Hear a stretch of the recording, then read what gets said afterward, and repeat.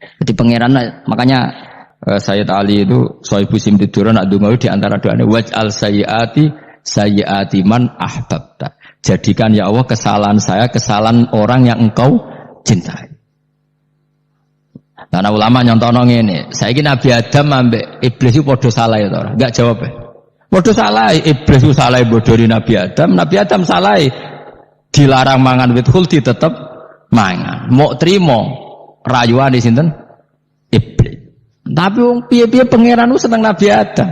Sediluk diusir bar sumajtabahu rabbuhu fataba alaihi wa hada. Bar langsung Adam urung metu ka swarga diwarai. Dam kepengen tak sepuro nggih, tak warai dongane. Iblis tak diwarai. Ana kira donga, wong dadi ngene ke, pokoke wong disenengi ku menang kan. Larga itu aja donga iku, kowe ora bakat wali biasa wae iki cerita. Ya sudah seperti itu. Tapi emang ya sudah seperti itu. Nabi Adam itu urung pati keusir tenan iku fatalah qa Adam rabbihi kalimatin fataba alaih. Jadi urung terlalu jauh dari surga. Kemana lagi pes pertama medun ke bumi ambek Allah wis diwarai beberapa kalimat sing dadekno di sepuro pangeran. Mergo waj'al sayyiati man ahbabta. Ini penting kalau atur namanya wilayah-wilayah kenabian itu wilayah yang kita tidak pernah tahu detailnya, tapi kita yakin Nabi itu para kekasih Allah. Dan agama Islam ini juga agama paling diridhoi Allah. Maka di zaman apapun, kecewa apapun dengan perjanjian dengan negara maupun dengan dunia, Islam tetap dirumat pangeran. Guys, ora usah kuwatir. Mikir Islam ku keliru. Nangit mayo oleh nak mikir keliru. Agama de pangeran kok mbok pikir. Sama masyhur. Sayyidina Umar itu kan khalifah paling sukses masalah futuhat. Di masalah apa? Futuhat. Dan Ibnu Umar setiap jalan-jalan itu dibully sama orang-orang. Ya Ibnu Umar, mbok ya kamu itu minta sama bapak kamu supaya dia nyebut penggantinya siapa. Atau bikin suksesi lah. Jangan kok dia khalifah sukses kemudian tidak jelas juntrungannya. Kan dia tetap mati suatu saat. Saking gak kuatnya Abdullah bin Umar akhirnya matur, ya Abah, engkau harus suksesi. Siapa ya pemimpin setelah jenengan? Lah kenapa? Orang-orang bilang kalau ada orang misalnya penggembala kambing terus ditinggal gelanggang itu dianggap dosa karena kambingnya pasti kocar. Apalagi ini urusan umat. Kamu tahu-tahu mati sebelum sesi ini pasti kacau. Umar langsung marah. Agama Islam itu enggak sama dengan kambing kata Umar. Agama Islam agamanya pangeran, mesti diurusi pangeran. Aku mau khilafah. Aku mau suksesi. Ben aku ora usah mikir. Engko ora diurusi pangeran. Jadi Umar itu justru saking hormatnya sama Islam itu dengan cara gak mau mikir Islam. Gak mikir berarti gak khidmah ya, tetap mengkhidmati Islam. Seperti saya ini kan yang khidmati Islam lewat mulang. Tapi aku gak tahu mikir nasib Islam. Islam ora kondang piye. Ditinggal Abu Bakar melaku, Umar melaku, Wali Songo mbek kowe rak mulya Wali Songo. Saiki durus mudun yo mlaku, durus KUA yo mlaku. Durus mubalek sing kadang matre yo mlaku. Berapa kiai sing dadi oknum perkara proposal ya agama ya mlaku. Wong bapak udah kanca kiai ku mudin anake mondok bareng saking suwene dadi mudin zaman iku mudin urung untuk gaji kon negara. Anake njuk dhuwit mending spontan, cung ora ono mati kok njuk dhuwit. Mergo nek ora ono mati ra entuk rezeki. Cung ora ono mati kok njuk dhuwit. Muni ku agama ya ra piye-piye coba. Mergo agama iki diurusi Allah. Ayo nabi palsu ping pira wae mulai Musailamah sampai Musaddaq sampai Elia Eden. Kurang lagi. Mulai wali palsu kaya Rama Dosa apa Rama sapa iku. Kowe ana kabeh ora masalah. Uni Soviet kayak apa mengkooptasi ceknya Uzbek. Akhirnya ya kalah Uni Soviet. Saiki ceknya Uzbek dadi negara napa? Islam. Kayak apa? Donald Trump, Islamfobia. Tapi sekarang orang Amerika malah berbondong-bondong masuk napa? Islam kaya. Mbok pikir malah Islam mbok konsepi malah rusak. Mergo terus di metodologi. Harusnya penyebaran Islam itu begini. Harusnya Mbah Mungkira pangeran kok muni harusnya. Wong Islam kadang mlaku ya lewat mudin, lewat. Saya itu punya santri ini kisah nyata. Itu lahirnya di Bali. Itu bisa baca Fathul Mu'in. Lahirnya di Bali. Bahkan dia ketika SD itu tukang mimpin lagu Hindu. Lagu Bali apa Hindu apa Buddha? Hindu. Karena dia ketua kelas. Tapi Islam. Semua muin. Jadi kayak gede. Gara-gara apa? Jadi bapak itu bakal sate yang Bali. Ya bakal sate. Berhubung sukses, ponakane misalnya ini diajak orang Madura kan gitu. Aslinya orang Madura. Setelah kampung itu menjadi kampung Muslim, lama-lama berkebutuhan punya masjid. Berhubung wis anake kiai ana masjid mosok ora di wong alim. Akhirnya anake dipondokno di Jawa. Pondokno di Jawa iso maca muin terus ngaji sama saya. Jadi saiki ning Bali kok ana wong ora muin, ya ana santrine di Bali maca Fathul Muin. Ning Jawa kadang wong ora iso maca muin. Dadi terima bakal sate muter terus. Era putu. Kayak Islam di Indonesia gara-gara pedagang Gujarat. Meskipun sejarah itu diperdebatkan ya gara-gara dagang. Karena mereka Muslim ya akhirnya menyebarkan apa? Islam. Jadi semudah itu Allah. Termasuk konflik Ali bin Muawiyah itu barokahnya sama susahnya konflik itu masih banyak barokahnya. Sayyidina Ali sama Sayyidina Muawiyah karena kita ahli sunnah ya tidak menyalahkan salah satu madzhab ahli sunnah ini. Itu barokahnya beliau konflik itu banyak sahabat yang migrasi. Ada yang ke Cina, ada yang kemana-mana. Termasuk yang diyakini para sejarawan ada yang ke Selat Malaka. Termasuk akhirnya sampai ke Baros ini.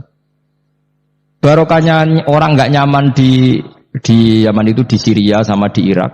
Akhirnya Islam menyebar. Oh sudah. Andai kan nggak ada konflik itu, mungkin penyebarannya juga lambat.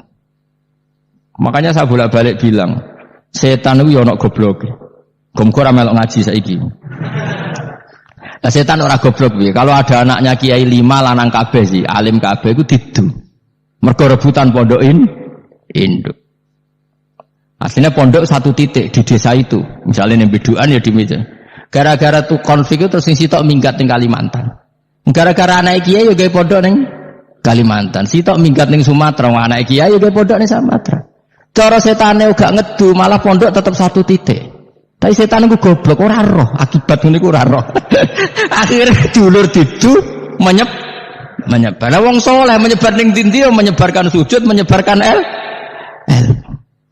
Jadi setan yo ana goblok, muga-muga ora ngaji, muga nak ngaji dene roh, ana ngono ora usah ngono.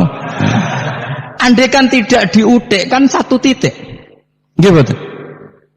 Tapi setan niku nek ana wong soleh iku didu. Nak didu ana sing kecewa minggat. Lah migate wong saleh ndak ape gawe apa? Mosok ape gawe dugem. Mulane kula anggere wong saleh tukaran Gus iku tukaran gara-gara tukar sak minggat ning Papua ya alhamdulillah kuwi. Apik. Kula niku rak Gus kancaku ya Gus-Gus sing minggat nggih kuat. Angger pamit kula ora tau tak tangisi. Santen nuwun kok minggat ta bener. Mingate Gus ndak ganti piye. Paling yo gawe podok apa gawe apa. Lah setan nganti saiki belum tahu gitu. Mulane muga-muga ora roh. Jadi artinya nak pangeran ngersakno iku segampang iku. Lha coba di Ponegoro kan konflik sama keluarganya yang dulu ada yang mungkin sebagian pro Belanda. Ning Sulawesi ya tetep gawe napa? Pondok. Engko ning gone iki pokoke angger ning tinti wali songo. Sunan Kalijaga rak pati cocok mbek buyutku, Sunan Kudus. Rapati cocok akhirnya dakwah ning kidul daerah kene. So akhire ono ya mono dakwah rong katam terus dadi Islam macam-macam. Serasa diterusno. Tapi ya barokah iku ana Islam tok Tingkir, tok Solo, tok Jogja. Cara rapati tukaran ya Sunan Kalijaga men ngewangi Sunan Kudus, Sunan Bonang ning gone. Berhubung barokah tukaran sithik-sithik ya. Jadi bahasa saya itu buyut-buyut itu Sunan Kudus itu luwih dukung Arya napa? Penangsang. Sing Kalijaga dukung wong kene to. Sutawijaya. Wis mbok lho, pokoke ora usah diterus-terusno. Wong saiki wong Jogja diulang Kudus, buyut-buyut kula niku tiyang Kudus. Wis ora usah dijero-jerono, nek jelas barokah. Mau ora tukaran yo utak-utak ning Pantura. Barokah tukaran yo, Dok. Ya itu. Tapi ora usah terus nak ngono tukaran barokah ora usah muni ngono. Pokoke nek pengen sing ngersakno kabeh barokah. Tapi ora usah diciptakan.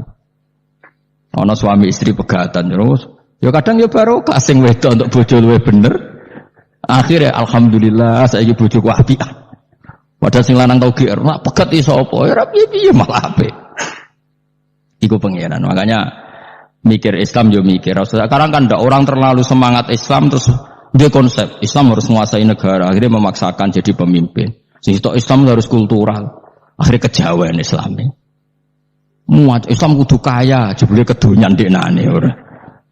Islam kudu fakir, bebas hisab, kefikiran akhirnya buruh Cina. Justru kakean konsep wis mari kuwajo. Lah ya ana sing wah Islam kudu sugih, nek sugih ben kuat. Jebule bareng sugih kedo ana sing milih fakir ae ben tambah hisab, kefikiran Islam buruh Cina. Islam harus merebut negara supaya ada konsep khilafah. Pas ngrebute wis ngafir-ngafir wong akeh. Pas prosesnya wis dadekno perkara. Islam harus kultural, jebule main-main gong wae malah sindenan terus. Ra sida dakwah, mergo kakean apa? Kultural ora usah dikonsep, wis ben mlaku. Pangeran dhewe sing ngatur Islam. Kayak apa agama ini pernah ditinggal orang-orang terbaik? Mulai para sahabat tabiin sampai wali songo, nyatanya tetap berjalan.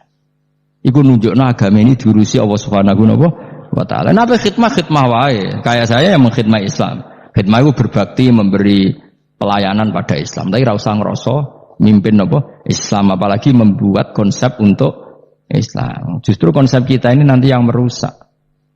Karena tadi ngendikan ulama-ulama wa inna minal ilmi la jahlan. Kadang ilmu itu tetap melahirkan kebodohan. Kenapa? Ketika ulama ditanya, innalil ilmi tuhyanan katuhyanil mal. Karena ilmu itu punya keangkuhan, kelajutan kayak lajutnya harta. Misalnya gini, saya seorang faqih. Ditanya sesuatu yang tidak mendesak pun saya jawab. Hanya karena mempertahankan kredibilitas saya sebagai seorang faqih. Padahal jawaban saya itu malah bahaya bagi Islam. Misalnya gini, contoh gampang. Ada orang misalnya Ruhin baru tobat, dia sholatnya salah, rukuknya salah. Terus saya ditanya sama Fauzi, Gus sholatnya Ruhin sah apa enggak? Wong dia enggak memenuhi syarat dan rukun. Tentu saya sesuai disiplin fikih saya bilang enggak sah. Karena harus sujudnya ngongkrong atau dia sholatnya Fatihahnya enggak benar. Padahal andaikan saya ada jawab lebih baik. Karena apa? Bisa saja menurut Allah sholatnya dia enggak sah secara fikih tapi diterima Allah. Karena dari enggak sholat menjadi sholat. Itu kan ibarat begini. Orang makan tela yang agak-agak beracun, tapi tidak racun yang mematikan. Itu baik apa enggak? Ya tidak baik jawabannya. Tapi kalau bandingannya daripada tidak makan sama sekali, tentu baik makan. Nah, kesalahan itu yang, makanya kata Imam Ghazali, kesalahan itu yang dialami para fuqaha mu'asirun sekarang. Setiap pertanyaan itu dijawab. Dan ironisnya karena sesuai disiplin.